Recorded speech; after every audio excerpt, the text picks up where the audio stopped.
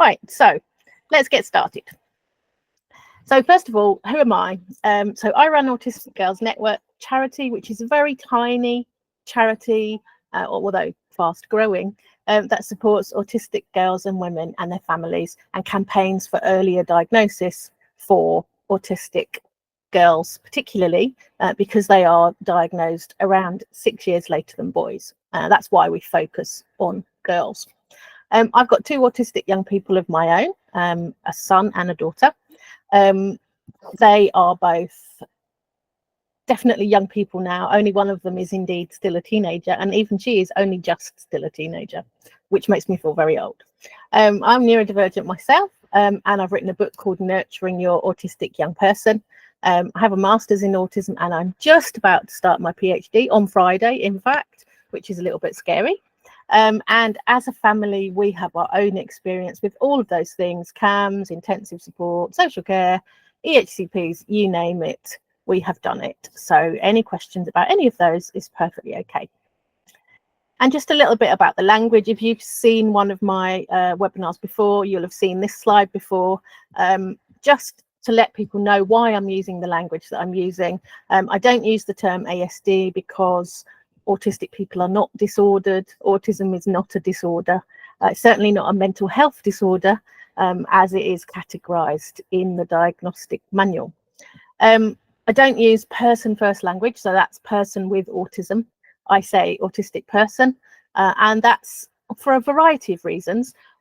First of all, it's because there have now been lots of surveys and polls by or for autistic people, and overwhelmingly the polls come out with autistic person on top.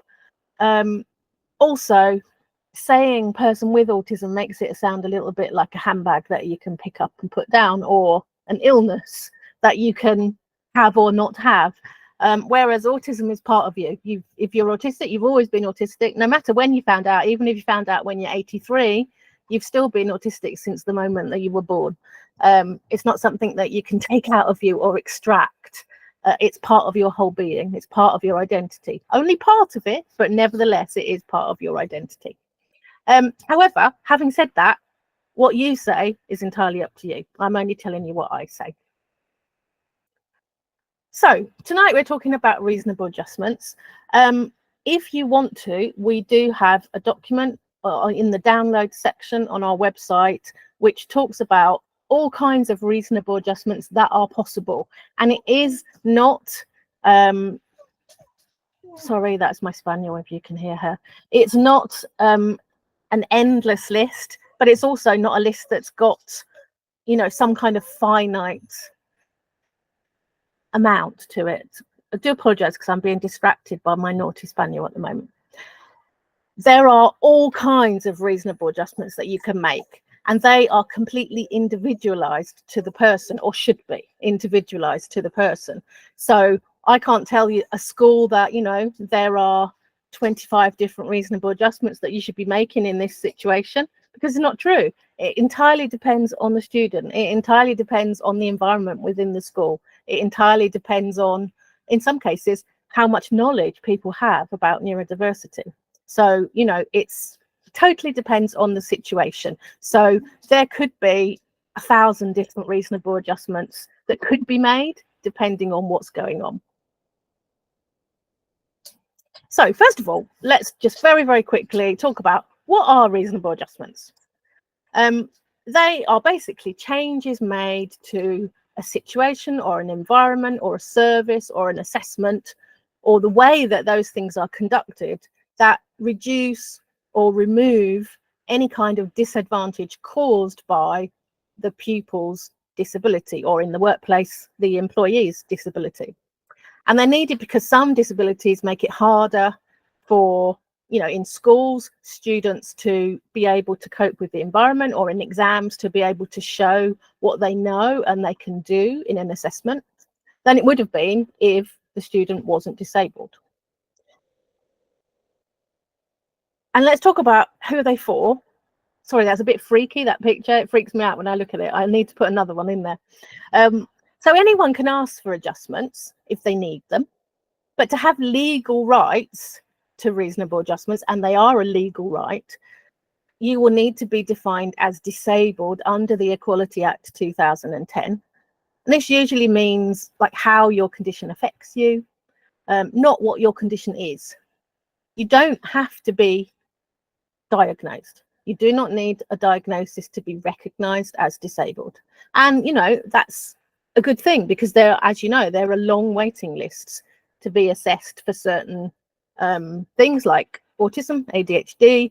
Many other neurodivergencies have long waiting lists, and sometimes almost impossible to get diagnosed if you're not paying for it privately, which are obviously outside of many people's abilities.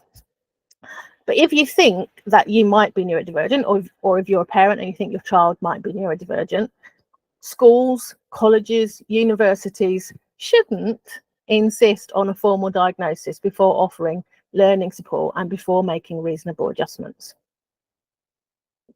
I say shouldn't. Absolutely, they shouldn't. They may try and tell you that they need evidence. And of course, it's difficult to have evidence without a diagnosis. It's the same old story, you know, the same thing for benefits, same thing for disabled students allowance. In fact, in some cases, disabled students allowance do need you to have a diagnosis. That is the benefit that you get when you're going to university, because an EHCP does not stretch to university. But in general, we say that nobody should be asking for a diagnosis to make reasonable adjustments. They are a legal requirement. So who is it that needs to make reasonable adjustments? Well, they can be made in a wide variety of settings, including the workplace, including schools and healthcare venues. All schools, all employers, all local authorities and shops or services like leisure centres, they all have a duty to make reasonable adjustments for disabled people. And as I've said, they are mandatory by law. And the two things that you need to cite, well, mostly you would cite the Equality Act 2010. Also, the Human Rights Act in England and Wales is what this comes under. So it's very much a legal situation, but as we're going to talk about in a minute, it's got a slightly grey area to it, and let's get on to that. What does reasonable mean? I just like this slide. There's no reason for this picture. I just liked it. What does it mean? Unfortunately, there is no set definition of what reasonable means in the Equality Act. So it depends on what you need. It might make a difference how much it costs, whatever it is, although many of the things that you'll find in our reasonable adjustments document that I mentioned don't have a cost to them. It might depend on practicality, particularly if it's a very large school, perhaps, or even if it's a small school, and it means that they don't have the economies of scale that they might have in a large school. It depends on effectiveness, how effective they think it's going to be, if it's going to help other pupils as well, or if it's only going to help one pupil. It can depend on the level of disruption that might be caused by it, or health and safety, if that's an issue for other pupils as well as that pupil. For example, it might be reasonable to allow a student a certain software that helps them to type or to dictate lectures and coursework. My daughter is going to university this month, and she has had her DSA assessment, and she is entitled to various things, including something called Glean Notes. I think it's called Glean anyway, and it's absolutely fantastic. I wish I had it. I could probably get it actually, couldn't I, for my PhD? But it's really, really good. Basically, you clip a microphone to the top of your laptop. So you need a laptop. Well, I think you can do it on your phone as well. And it records the lecture. So obviously this is particularly for university students, but it would work in a school as well. It records the lecture. If you want to, you can annotate the transcription of the lecture. You can see it transcribing in front of you on your laptop. Obviously, that would be more difficult on a phone. And you can add little annotations to it. So if there's a particularly important point, you can highlight that. If there's something that you don't understand, you can put a question mark so you can look it up later. It's really, really good. And if the tutor sends you slides of the lecture, you can add those into it as well. So things like that can be really useful for some students that perhaps have difficulty with taking notes, have difficulty concentrating on both listening and taking notes at the same time, or looking at the board and taking notes at the same time, all of those things. It might not be reasonable to, for example, change exam criteria that might advantage you.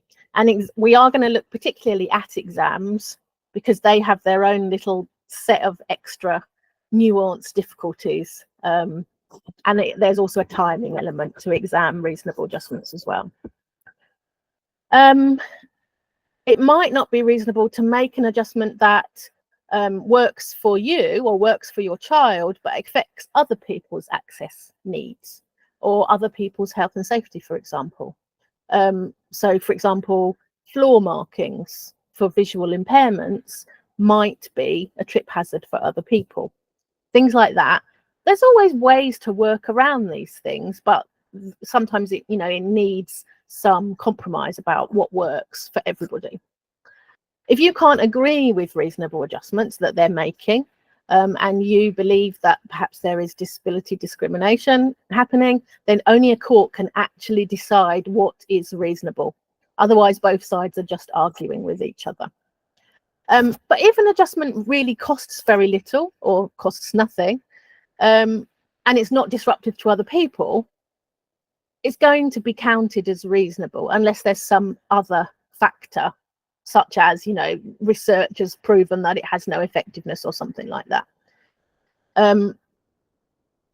Resources are another factor.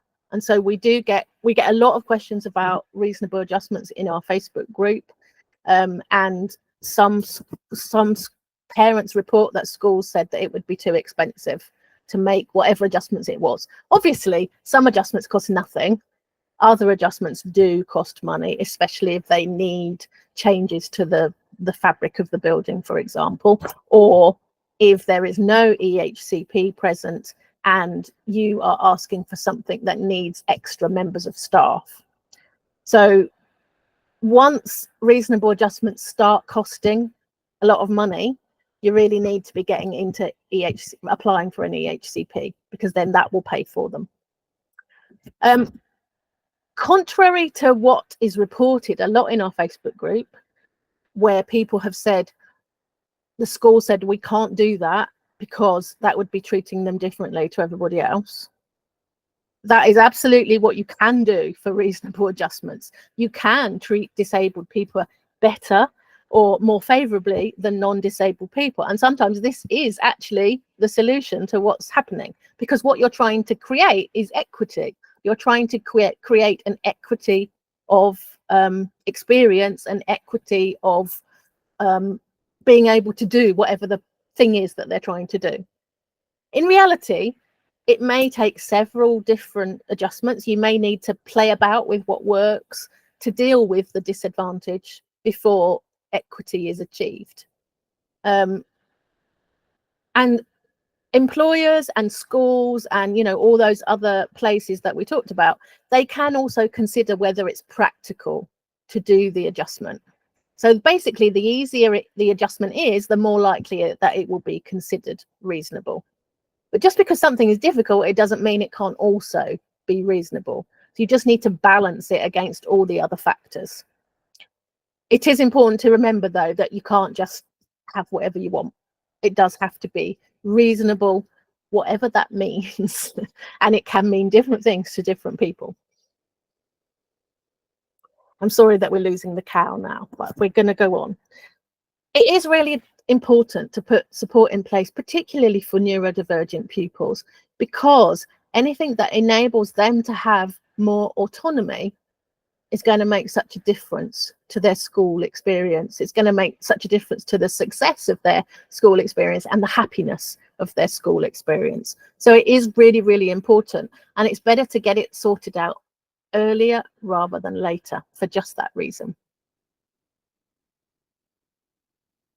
So let's talk about let's get to the nitty-gritty and talk about actual examples of reasonable adjustment. And first of all, we're going to think about sensory needs, because obviously that's such a big thing for autistic young people.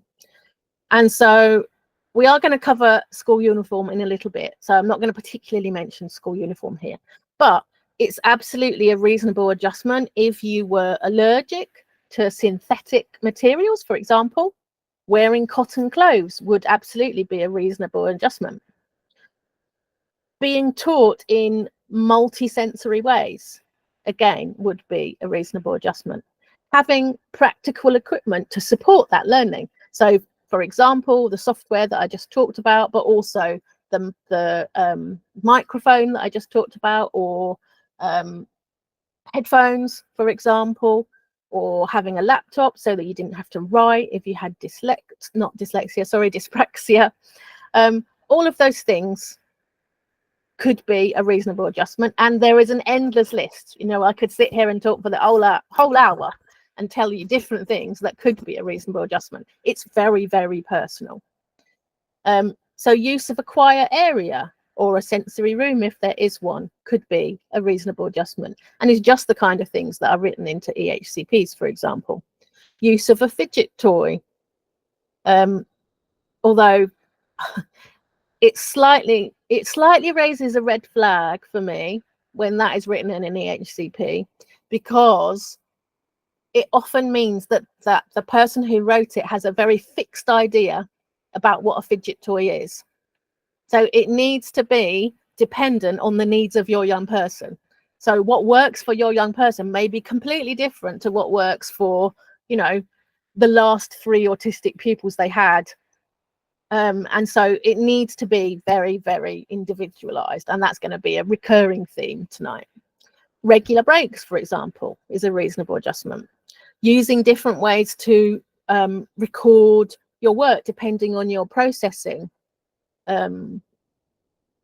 is going to be different. So it could be writing, could be drawing, could be typing, could be speaking, or using different technologies. All of those things could be a reasonable adjustment. And then thinking about communication needs, autism is classified as, I'm obviously not going to like what I'm about to say, but autism is classified as a social communication disorder. We're going to talk a little bit later about why it's really not a communication disorder at all.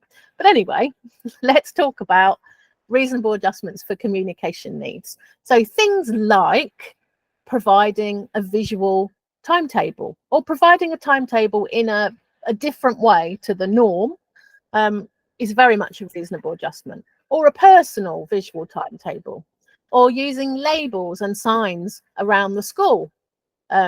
If somebody is dyslexic and has a real difficulty with reading, perhaps can only read certain fonts or can only read certain sizes of letters, all of those things, using different perhaps widget-like signs or different visualizations of a particular word could be necessary. Providing an individual area to work at or to rest in. And notice I'm not saying being isolated in an isolation room. That's completely different. But having somewhere that you can feel safe could be really important. It could be a reasonable adjustment. Using consistent images for communication. If somebody is non-speaking, using a communication system that they are comfortable with is really, really important. Creating personalized social stories if you're going to use them. And I say that because generally they're not used particularly well, but they can be used well, but they need to be personalized. Allowing extra time for thinking, for answering, very much dependent on someone's auditory processing speed. Breaking up information into smaller chunks, an executive function issue. And again, very, very much dependent on somebody's executive function. But not only that, executive function is not something that stays the same all the time. If you're really stressed, or you're really tired, or you don't feel well, or you don't feel safe, or you're with people that you don't feel comfortable talking to, your executive function could be completely shot. So it's going to really fluctuate day by day. And using, as well as using a visual timetable, using visual task plans could be a good idea, dependent on someone's communication needs. And then thinking about specific learning difficulties, because I'm not only going to talk about autism tonight. Let's fixate on dyslexia here as an example of a specific learning difficulty. So things like providing coloured overlays, they don't work for every dyslexic person. My daughter's dyslexic, she doesn't use them. What she does use is to read things. She uses a Kindle and she has it on, I think, size 20 font. It's absolutely massive, and about 20 words to a page.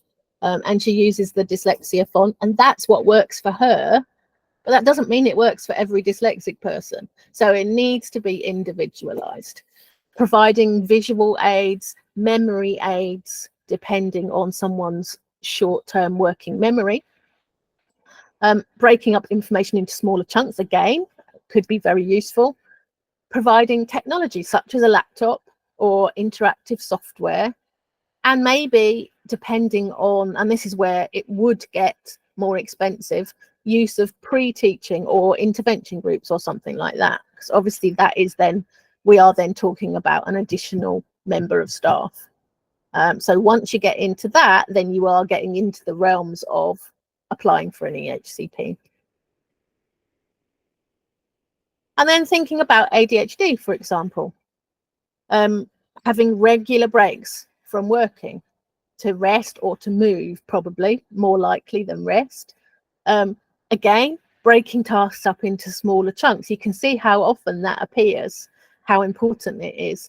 Building in time for something physical, depending on that child's level of proprioception. They may need proprioceptive input. So that could be things like carrying heavy things or pushing against something, or, you know, could be whatever works for that child. They need to get to know that child to know what works. Sensory circuits, for example, might be a good thing. Again, fidget toys or fiddle toys or whatever they like to call them. And equally important for all of these sections actually is staff completing training on ADHD, other types of neurodivergence. Really, really important. So let's go on and think about the general school day. How can we make the general school day better for neurodivergent people with reasonable adjustments? And as is the case with many of these things, it won't just be making it better for the neurodivergent pupils, it will make it better for all of the pupils. So pupils who need to should be able to go in and leave at different times to avoid crowds. That is a perfectly reasonable adjustment. Nobody is going to be able to tell me that that is not reasonable. Crowded places can pose a big barrier to autistic people. So that transition from home to school and back again at the end of the day is a big issue. The crowd is noisy, so it's a large sensory trigger for many autistic people. There's shouting, there's jostling, there's encouraging, there's often school staff standing, watching, perhaps chastising, maybe even shouting, and that's scary because all of that confrontation is scary. The sheer number of pupils and perhaps parents, if you're at primary school, make that arrival, you know, somewhere that can really be overstimulating and dysregulating for autistic young people. And all that jostling, because of so many people, can involve unwanted or unexpected touch, and that can be triggering for a pupil who's then going to arrive in school in an anxious state and have to start the day, but not going to be able to do that smoothly because they're anxious. And then let's get on to the big thing, the school bell.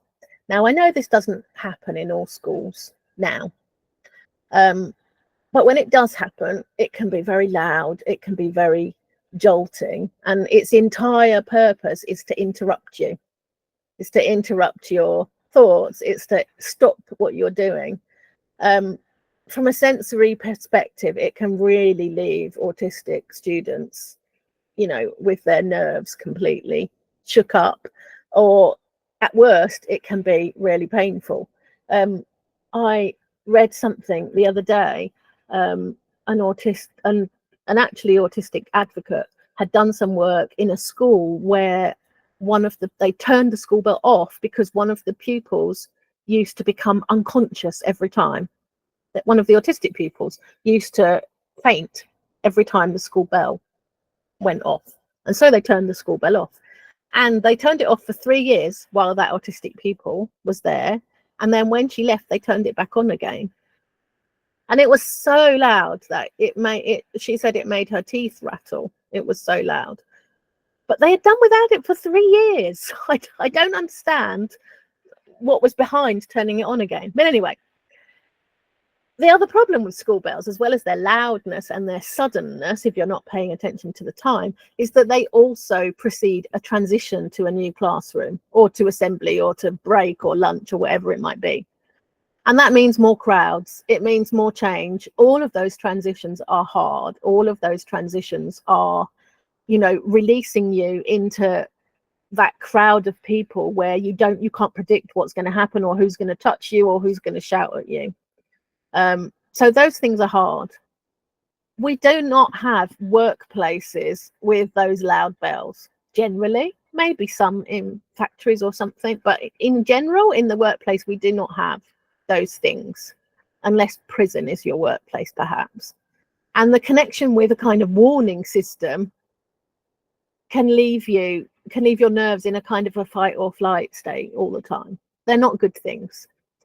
So it can be worth discussing with the school whether there are more, you know, up-to-date methods where you can signal the changes that might be more applicable in real life, as we get told so often that pupils have to prepare for real life, and that's why they have to wear school uniform, etc. Well, in this case, real life does not involve a school bell. So real life involves checking what the time is and being responsible for your own timing. And therefore, it would be beneficial to all students. There's a school near Palm Springs which uses the sound of rattlesnakes, literally an audio recording of a rattlesnake, which is the school mascot. And it's broadcast 3 times a day, at the start of school, after lunch, and at the end of the last period. And the rest of the day, the students look at the clock, or the teacher, I guess, looks at the clock, and they switch classes on their own. And the purpose is it teaches the students to manage their own time, and it creates a more relaxed atmosphere. I'm not suggesting that schools here use a rattlesnake, although it might be quite interesting. But now let's move on to the other big question that comes up a lot in our Facebook group: school uniform. So sensory differences are going to be a key consideration when somebody is recognised as autistic, whether they're formally diagnosed or not. And clothing and fabrics are a big part of that. And tightness and socks and seams and labels and all of those things. And also an ability to regulate temperature, which is often different in neurodivergent people. And perhaps also the dislike of having uncovered skin or even covered skin, depending on the person. And they all contribute to the feelings of being safe and the feelings of being regulated for an autistic person. So uniform, or how you feel about a uniform, is very, very individual. So a lot of autistic people are going to have difficulty with seams in socks, and especially in tights. They are going to have difficulty with labels, with other seams elsewhere. They are going to perhaps have difficulty with tight collars and ties and all of those things, and especially with shoes. Shoes is a big one that comes up a lot in our groups. And schools have become so precise on their uniform regulation that it is becoming more of a problem, and it's becoming more of a need for reasonable adjustments around uniform. Unfortunately, this often causes a fight in schools. However, there is really no argument that a slight adjustment in school uniform is not reasonable. I would I would say, and you know, I have no legal training to say this, but I would say I think it would be very unlikely if you went to court about it and the court said, no, sorry, that's an unreasonable ask to wear, you know, black plain trainers instead of school shoes is unreasonable. I don't think that that would happen in any court. So I think that eventually schools would have to accept that that is a reasonable adjustment, but I'm not saying that you won't have a fight on your hands. I do appreciate the benefits of uniform for a sense of institutional identity, but you have to think about the benefits of being comfortable for learning, and that should be accommodated. And that applies to everything: shoes, tights, trousers, shirts, coats, blazers, and PE kit, which is often another big one. And let's also talk about the other elephant in the room, and the one that causes probably the most problems is attendance and behaviour policies. And of course, attendance is in the news again now, you know, or meant to be cracking down on it, and fines for parents and all of those things. Before, well, now I know what I know. Before I sent my child to a school, I would check their behaviour policy and I would check their attendance policy, and I would make sure that there were no nasties in there. But, you know, it's easy to say that, isn't it, with the benefit of hindsight. If a student can't attend school, and I say can't, not won't, due to emotionally based school avoidance or whatever we're calling it, they're too anxious to attend school, basically, they should not be penalised for awards and attendance at celebration events like proms and discos and school trips. A barrister a couple of weeks ago, or in the last couple of weeks, one of the barristers that's involved in SEN law wrote a post on Twitter, or X, as it's now supposed to be called, saying this very thing, saying basically disability discrimination is happening in these things, in saying that people can't attend celebration events if they don't have a full record of attendance. So schools do need to think carefully about that, because eventually there will be disability discrimination cases raised against them for that. Absences should also be marked as authorised if you have a health reason for being absent, and that includes a mental health reason. And there is Department for Education guidance around that. That should have been sent to all schools.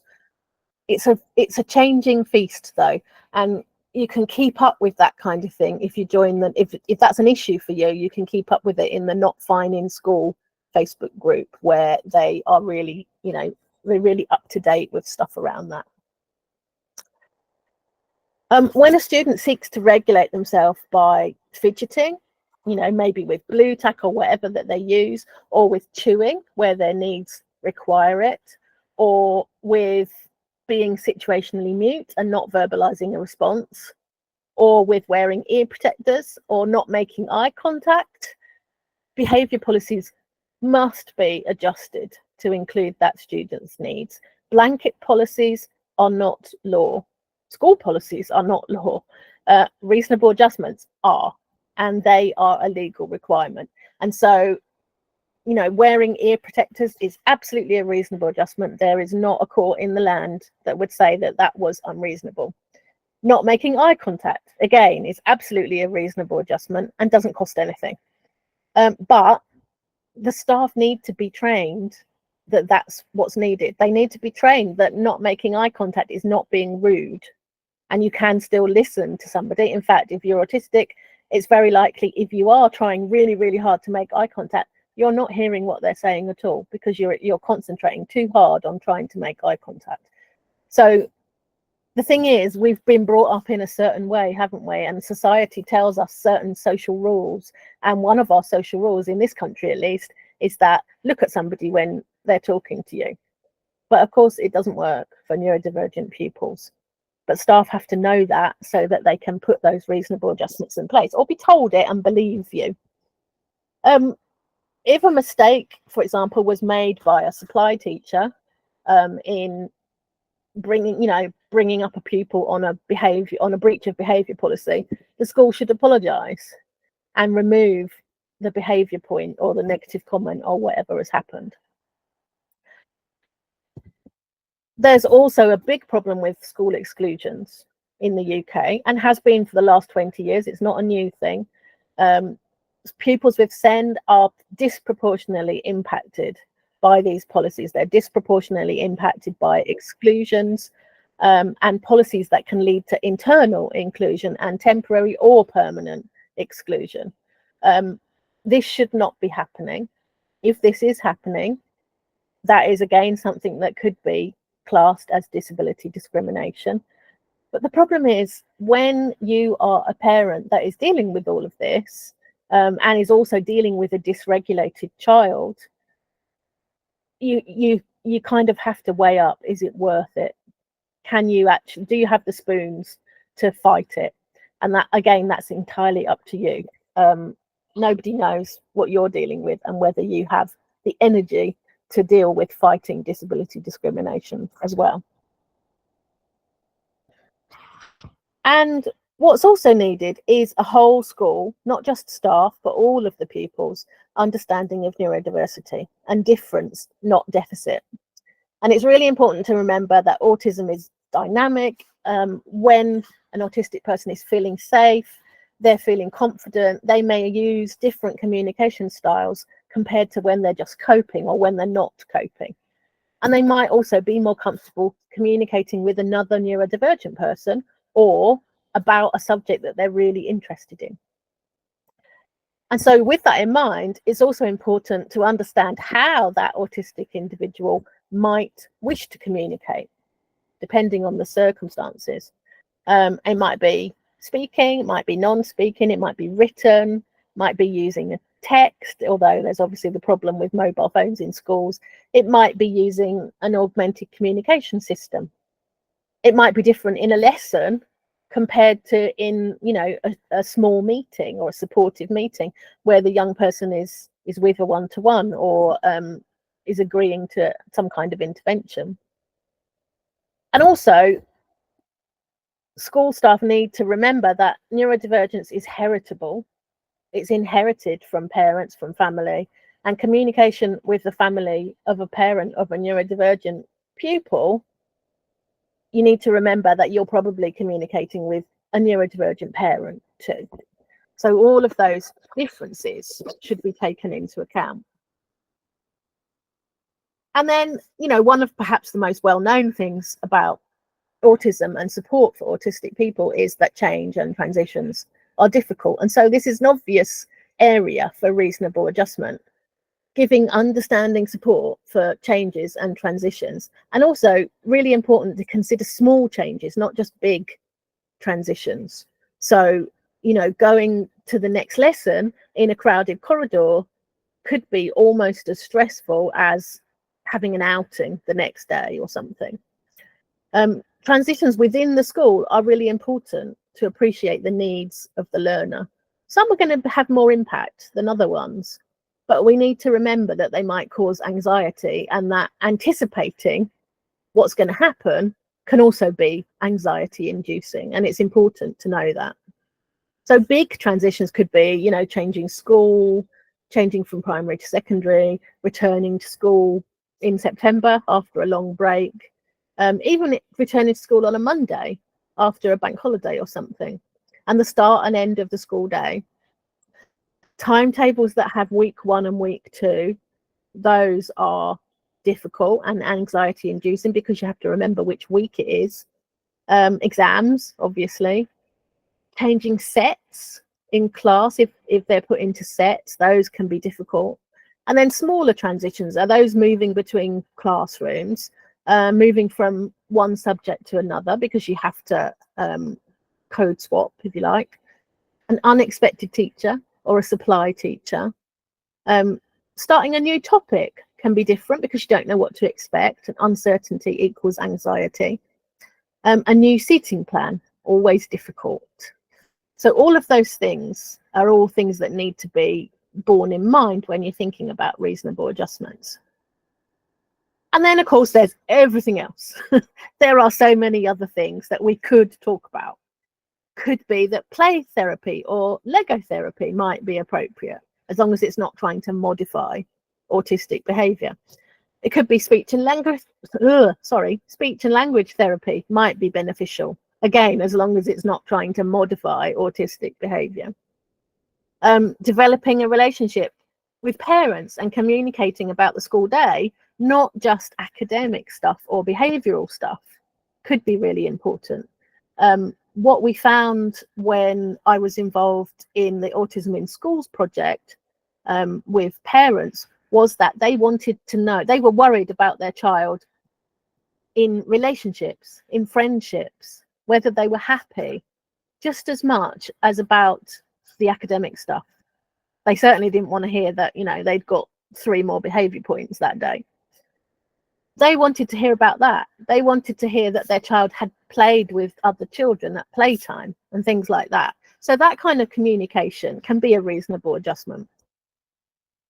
Even at secondary, it's important to copy parents in on important communication. I don't know about you, but I've lost count. Obviously, it's well behind me now, but I lost count of how many letters I found screwed up in the bottom of the bag with banana scrubbed into them at the end of the week, or at the end of, let's face it, at the end of the school term. Not the week. I did not check their bags weekly. And then, you know, also talking about chunking tasks and planning tasks in a way that works for them. And visual timetables we've talked about, although not all autistic students are going to think visually. Again, it's very important to be individual.